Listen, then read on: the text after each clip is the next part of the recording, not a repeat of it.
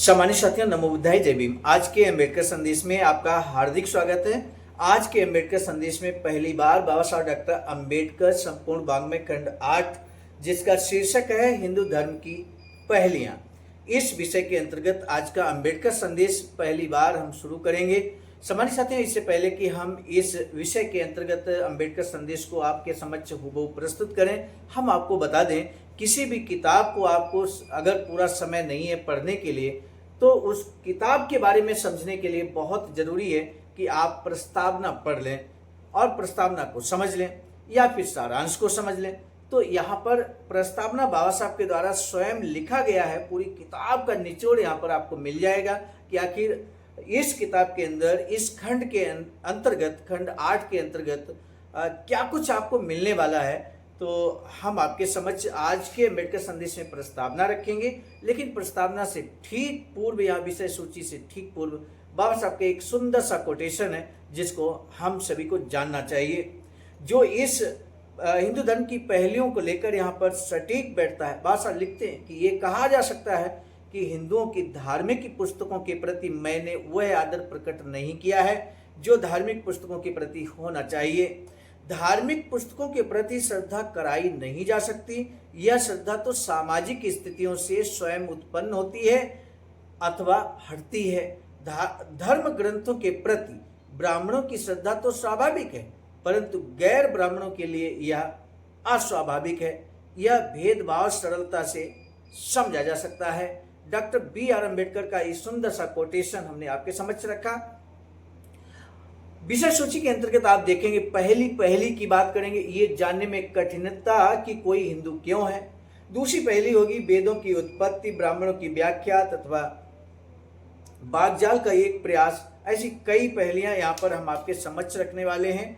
कुल मिलाकर हम आपको बता दें, इस पूरे खंड बाबा साहब डॉक्टर अम्बेडकर संपूर्ण वाङ्मय खंड 8 में हम 24 पहेलियां रखेंगे।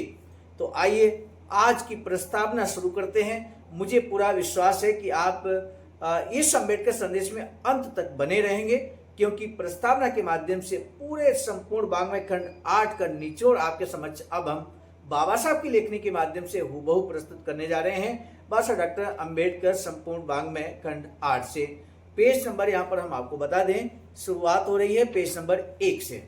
बाबा साहब लिखते हैं, प्रस्तावना, यह पुस्तक उस आस्थाओं को उद्घाटित करती है जिन्हें ब्राह्मण तत्वज्ञान का नाम देते हैं। यह उन सामान्य हिंदू जनों के लिए है जो ये जानना चाहते हैं कि ब्राह्मणों ने उन्हें किस दलदल में फंसा दिया है, और इसका उद्देश्य उन्हें विवेक का रास्ता दिखाना है। इसका उद्देश्य उन्हें विवेक का रास्ता दिखाना है। ब्राह्मणों ने प्रचारित किया कि हिंदू सभ्यता सनातन है, मतलब अपरिवर्तनीय। बहुत से यूरोपीय विद्वानों ने भी यही राग अलापा है, जिनका कहना है कि हिंदू सभ्यता अडिग अटल है। इस पुस्तक में मैंने यही बताने की चेष्टा की है कि यह धारणा तथ्यपरक नहीं है और हिंदू सभ्यता समय समय पर बदलती रही है तथा अक्सर इसमें भारी बुनियादी परिवर्तन हुए हैं। अहिंसा की पहली प्रश्न संख्या 117 पर हम देखेंगे। अहिंसा से हिंसा पर वापसी प्रश्न संख्या 122 पर देखेंगे। पहलियों पर दृष्टिपात करें। मैं जन समुदाय को ये एहसास कराना चाहता हूं कि हिंदू धर्म सनातन नहीं है। पुस्तक का दूसरा उद्देश्य हिंदुओं का ध्यान इस ओर आकृष्ट करना है कि ब्राह्मणों ने क्या क्या चालें चली, और उन्हें ये एहसास कराना है कि ब्राह्मणों ने उन्हें कितना छला, कितना गुमराह किया। पुस्तक पढ़ने से पता चलेगा कि ब्राह्मणों में एकाएक बदलाव कैसे आया। इससे पहले कि हम आगे बढ़े, हम आपको बता दें, बाबा साहब डॉक्टर अम्बेडकर संपूर्ण वाङ्मय खंड 1 से लेकर खंड 40 तक ये प्रकाशन जो है भारत सरकार का अधिकारिता, सामाजिक अधिकारिता मंत्रालय के द्वारा किया जाता है। सामाजिक अधिकारिता मंत्रालय के अधीन अम्बेडकर प्रतिष्ठान संचालित है, जिसके माध्यम से ये प्रकाशन किया जाता है। फिलहाल खंड 1 से लेकर खंड 40 तक के प्रकाशन पर रोक लगी हुई है। पुस्तक पढ़ने से पता चलेगा कि ब्राह्मणों में एकाएक बदलाव कैसे आया।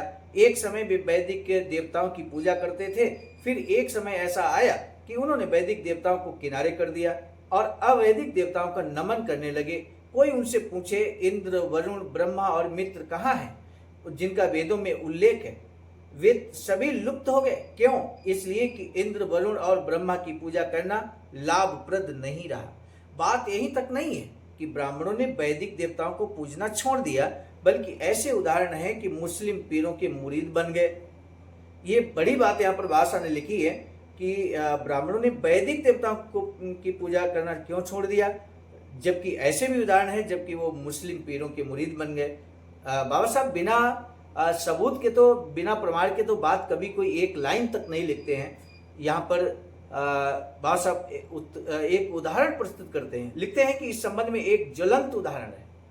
बंबई के पास कल्याण में पहाड़ी की चोटी पर एक पीर बाबा मलंग शाह की मशहूर दरगाह है। ये बहुत ही प्रसिद्ध दरगाह है। हर साल वहाँ उर्स लगता है और चढ़ाया जाता है। दरगाह का पीर एक ब्राह्मण है जो मुसलमानों जैसी पोशाक पहने वहाँ विराजमान रहता है और चढ़ावा बटोर लेता है। ये सब कमाई का धंधा है। धर्म जाए भाड़ में, ब्राह्मण को सिर्फ दक्षिणा से गरज है। दरअसल ब्राह्मणों ने धर्म को व्यापार बना रखा है। जरा ब्राह्मणों की श्रद्धाहीनता की तुलना यहूदियों की अपने देवताओं के प्रति अटूट श्रद्धा से करें। जब उनके विजेता नेमुचाद नेजार ने उनको अपना धर्म को त्याग कर उसका धर्म अपनाने को मजबूर किया। कैसे किया, ये कहानी बहुत विस्तृत ढंग से यहाँ बाबा साहब ने लिखी है। राजा नेमुचाद नेजार ने एक स्वर्ण मूर्ति बनवाई जिसकी ऊंचाई 7 हाथ और 60 हाथ और चौड़ाई 6 हाथ थी। उसने उसे बेबीलोन प्रांत के मैदान दुरा में स्थापित कराया। तब राजा नेमुचाद नेजार ने राजकुमारों, न्यायाधीशों, कोषाधिपतियों, अमात्यों और प्रांतों के सभी शासकों आदि को बुलाया कि वे मूर्ति के समर्पण के समय उपस्थित हों। फिर राजकुमार, शासक, न्यायाधीश, कोषाधिपति, अमात्य और प्रांतों के शासक आदि उस समय तक उपस्थित रहे जब तक कि राजा द्वारा बनवाई गई मूर्ति स्थापित हुई। तब अग्रदूतों ने ऊंचे स्वर में कहा, हे लोगों, हे शासकों, बहुभाषाविदों, तुम्हारे लिए आदेश है कि जिस समय तुम विविध संगीत स्वरों में वाद्य वृद्ध सुनो तो नेबूचाद नेजार द्वारा निर्मित स्वर्ण मूर्ति को साष्टांग दंडवत कर पूजा करो जिसे राजा ने स्थापित किया है। और जो कोई भी दंडवत नहीं करेगा उसे दहकती भट्टी में झोंक दिया जाएगा।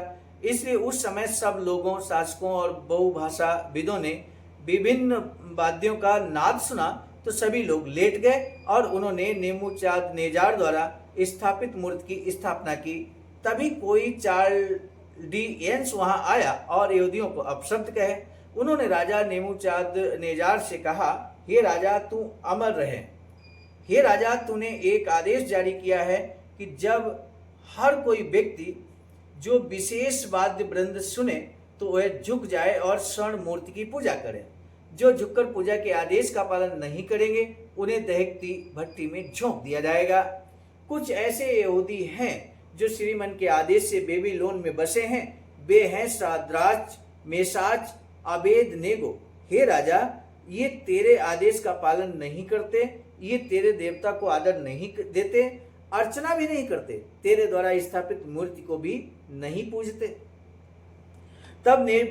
तब नेबूचाद नेजार ने कुपित हो आदेश दिया कि शाद्राक, मेशाक और अबेदनेगो को पेश किया जाए। तब राजा के सामने लाए गए।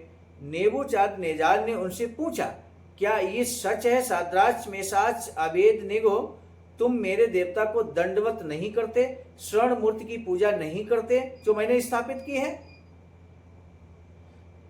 अब तुम तैयार रहो।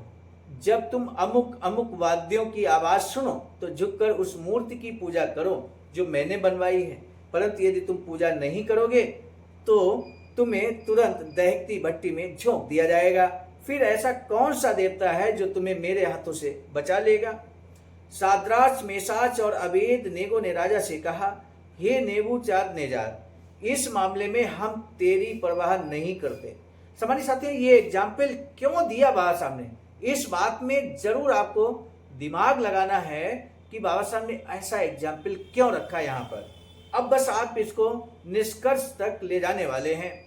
बाबा साहब आगे लिखते हैं कि अगर ऐसा होता है तो जिस देवता की हम सेवा करते हैं, ये शाद्राक, मेशाक और अबेदनेगो जो राजा के द्वारा स्थापित मूर्ति की पूजा नहीं करते थे। उन्होंने कहा कि अगर ऐसा होता है कि तो जिस देवता की हम सेवा करते हैं वह हमें उस दैत्य भट्टी से निकाल लेगा, और हे राजा, हाँ, वह हमें तेरे हाथों से भी बचा लेगा। तो हे राजा, ये जान लें, यदि ऐसा नहीं होता है तो हम किसी देवता की सेवा नहीं करेंगे, ना ही उस स्वर्ण मूर्ति की जो तूने स्थापित की है। तब नेबूचाद नेजार आग बबूला हो गया और उसके चेहरे की रंगत बदल गई, गुस्से से लाल हो गया। उसने आदेश दिया कि भट्टी को 7 गुना गर्म किया जाए। फिर उसने सबसे शक्तिशाली व्यक्ति से कहा कि वह साद्राच, मेसाच और अबेदनेगो को बांधकर दहकती भट्टी में डाल दे। तब उन व्यक्तियों को उनके कोट, उनकी जुराबों, उनके टोप और दूसरे कपड़ों समेत बांधकर दहकती भट्टी में डाल दिया गया, क्योंकि राजा के आदेश थे। भट्टी भभक उठी थी, लपटों ने लोगों को झुलसा दिया जो साद्राच, मेसाच और अबेदनेगो को लाए थे, क्योंकि राजा के आदेश थे। भट्टी भभक उठी थी। तो और भी तीनों व्यक्ति साद्राच, मेसाच और अबेदनेगो दहकती भट्टी में झोंक दिए गए। क्या भारत के ब्राह्मण में इतनी अटूट आस्था और इतनी श्रद्धा अपने देवताओं में है? बकले ने अपने ग्रंथ हिस्ट्री ऑफ सिविलाइजेशन में कहा है, क्या कहा है जानना बहुत जरूरी है। वो लिखते हैं कि यह स्पष्ट है कि जब तक संदेह नहीं उपजते तब तक प्रगति असंभव है। हमने ये देखा है कि सभ्यता मानव के आध्यात्मिक ज्ञान के योगदान पर निर्भर रही है और इस बात पर अवलंबित है कि इस ज्ञान को कहां तक संचारित किया गया है। परंतु लोग अपने ज्ञान से संतुष्ट होकर बैठ जाते हैं, उसमें और वृद्धि की गुंजाइश नहीं समझते। जो व्यक्ति अपने ज्ञान और विचारों को संपूर्ण मानता है वह यह कष्ट नहीं करता कि उसके आधार को टटोले। जो कुछ उन्होंने अपने पुरखों से सीखा है, सुना है, उसके विपरीत कुछ कहा जाए तो उन्हें अजीब लगता है, प्राय भयानक भी लगता है। जब उनकी मानसिक स्थिति ये हो जाए तो नए सत्य को ग्रहण करना असंभव लगता है, जो उनके पूर्व अर्जित निर्णयों से मेल नहीं खाता। इस प्रकार सामाजिक प्रगति के लिए नए तत्वों की जानकारी आवश्यक होने पर भी ऐसे ज्ञान की निरख परख की जानी चाहिए, क्योंकि बिना संदेह के हम निरख परख नहीं करेंगे और बिना उसके ज्ञान प्राप्त नहीं होगा। ज्ञान कोई धरोहर या जड़ तत्व नहीं है जो बिना उद्योग किए हमारे पास दौड़ा चला आएगा। इसके लिए उद्यम करना होगा, परिश्रम करना होगा। इसके लिए अध्यवसाय करना और बलिदान की आवश्यकता है। जिन्हें अंधकार का एहसास ही नहीं है वे प्रकाश की खोज क्यों करेंगे? यदि कभी हम सुनिश्चित हों तो आगे विश्लेषण नहीं करते, क्योंकि विश्लेषण व्यर्थ अथवा भयावह हो सकता है। निरख परख से पहले संदेह का उठना जरूरी है। हम संदेह को सूत्रधार मानते हैं जो प्रगति का जनक है। ध्यान दीजिए मेरे साथियों, बहुत महत्वपूर्ण कोटेशन यहाँ लिखा है। हम संदेह को सूत्रधार मानते हैं जो प्रगति का जनक है। पर ब्राह्मणों ने तो संदेह की गुंजाइश ही नहीं छोड़ी, क्योंकि उन्होंने बड़ी चालाकी से एक मंत्र फूंक दिया, लोगों में एक ढकोसला फैला दिया कि वेद इंसान की रचना नहीं है। यदि हिंदू अध्यात्मवाद जड़ हो गया है और हिंदू सभ्यता तथा संस्कृति एक सड़े हुए बदबूदार पोखर की तरह हो गई है, तो यह ढकोसला जड़मूल से खत्म करना होगा यदि भारत में प्रगति करनी है। वेद बेकार की रचनाएं हैं, उन्हें पवित्र या संदेह से परे बताने में कोई तुक नहीं है।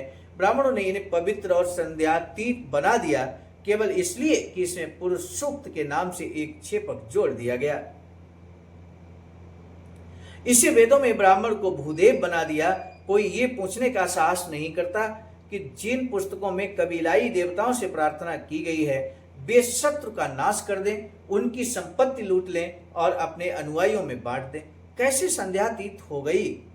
परंतु अब समय आ गया है कि हिंदू इस अंधे कुएं से बाहर आएं, उन सरहीनता विचारों को तिलांजलि दे दें जो ब्राह्मणों ने फैलाए हैं। इससे मुक्ति पाए बिना भारत का कोई भविष्य नहीं है। मैंने हर तरह का जोखिम जानकर यह रचना की है। ये बाबा साहब का कोटेशन है। बाबा साहब कहते हैं कि मैंने हर तरह की जोखिम जानकर यह रचना की है, मैं इसके परिणामों से नहीं डरता, मैं यदि लोगों की आंखें खोल दूंगा तो मुझे प्रसन्नता होगी। यानी कि यह जो किताब है, जो खंड 8 है, वो किस उद्देश्य के साथ बाबा साहब ने लिखा, ये उद्देश्य आपको क्लियर हो चुका है। बाबा साहब ने स्वयं क्लियर किया है, हमें आपके विश्लेषण की जरूरत अलग से नहीं है। बाबा साहब के कहे हुए शब्दों पर ही विश्वास करना मेरे साथियों। कैसे बाबा साहब ने इन 24 पहेलियों को रखकर, समाज के सामने रखकर समाज की आंखें खोलने का कार्य किया मेरे साथियों। ये 24 पहेलियां जब तक आप नहीं जानेंगे तब तक कैसे आप कह पाएंगे कि बाबा साहब ने किस तरह से समाज की आंखें खोलना, यानी कि समाज को जागरूक करने का एक बड़ा बीड़ा उठाया था। मेरे साथियों, हमारा विनम्रता पूर्वक निवेदन है कि इस खंड 8 में आने वाले सभी अंबेडकर संदेश आप नियमित वाच करें। हर दिन सुबह 5 बजे अंबेडकर संदेश के माध्यम से हम लेकर उपस्थित होंगे, एक एक कर सभी 24 पहेलियां आपकी सेवा में। आज के अंबेडकर संदेश का महत्वपूर्ण प्रश्न यही है कि हिंदू धर्म की पहेलियां लिखने का बाबा साहब का मुख्य उद्देश्य क्या था। प्रश्न एक बार हम पुनः रिपीट कर देते हैं। ये जो बाबा साहब ने खंड 8 लिखा है, बाबा साहब डॉक्टर अंबेडकर संपूर्ण वाङ्मय खंड 8, जिसका शीर्षक है हिंदू धर्म की पहेलियां। बाबा साहब ने ये लिखने का, बाबा साहब के ये लिखने का उद्देश्य क्या है, इस टॉपिक के तहत इतना पूरी एक किताब बनकर तैयार हो गई है, तो आखिर ये खंड 8 लिखने का उद्देश्य बाबा साहब का क्या है, बाबा साहब ने स्वयं क्लियर किया मेरे साथियों। आपको बताना है कमेंट सेक्शन में, हमें आपके जवाब का बेसब्री से इंतजार रहेगा। आज के अंबेडकर संदेश को हम यहाँ पर रोकेंगे, लेकिन इस निवेदन और आह्वान के साथ, क्योंकि ये अंबेडकर संदेश पहला अंबेडकर संदेश है खंड 8 का, ऐसे में जन जन तक यदि पहुंचेगा तो सभी लोग प्रारंभ से ही, खंड 8 के प्रारंभ से ही जुड़ जाएंगे और जुड़े रहेंगे, अंबेडकर संदेश को वो नियमित सुनेंगे। ये हमारा आपका दायित्व, नैतिक दायित्व बनता है कि समाज में जागरूकता करने का कदम इस तरह से भी हम उठा सकते हैं। तो अब दीजिए इजाजत, मिलेंगे नए अंबेडकर संदेश में, यानी कि हिंदू धर्म की पहली लेकर हम उपस्थित होंगे। दीजिए इजाजत, आप सभी को सादर नमो बुद्धाय, जय भीम।